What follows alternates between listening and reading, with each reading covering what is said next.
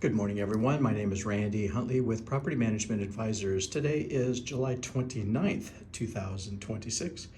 We are at 412 North Armistead Street here in the Alexandria area. The unit is number 101, and this is going to be a set of videos dealing with the general condition and cleanliness of the unit just before the tenant occupies.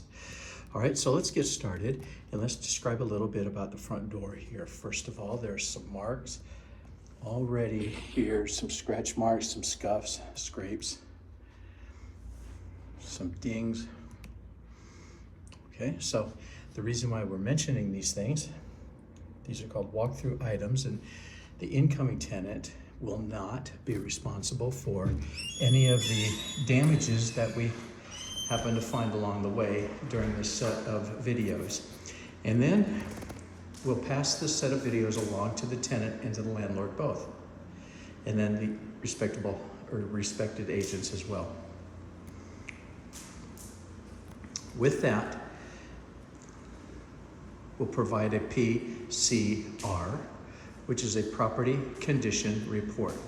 That's a more traditional walkthrough form. It's electronic, but it's more traditional than the videos. And then we ask the tenant to put anything down that they think that I forgot. Like if I didn't see a particular scratch or scuff or scrape on the floor, didn't mention it, and the tenant doesn't want to be responsible for it when they get ready to check out, well, that's what you put on the PCR. We'll give you the instructions and the form. And so we ask that you complete it, turn it right back into us per the instructions, and then we go forward from there. It's the comparison between the initial videos of today, the closing videos of when you finally give notice and move and vacate. The difference between the two videos determines your security deposit return. Okay? That's what we do. All right, so I've already shown you the walls, and the walls are very clean. And you can see for yourself how clean they are. This is an LVT floor, luxury vinyl tile. And what I'm trying to look for are any evidence of damages, scuffs, scrapes, scratches, anything that a tenant, an incoming tenant, would not want to be responsible for when they get ready to check out. Okay, thus far, I haven't mentioned anything as of yet. Now, I do see a little bit of the insulation on the door here falling off. Again, if a tenant looks at us and says, we don't want to be responsible for that, well, then you'd be correct. But it's just a walkthrough. We're not going to send a workman over, spend a couple of $100 and to glue that back. But if a tenant feels necessary, then we'll allow them to do what's necessary to remedy that.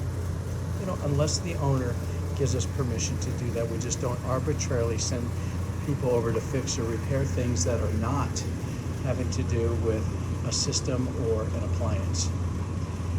The landlord will take care of all of the systems and appliances in the house, but things like that little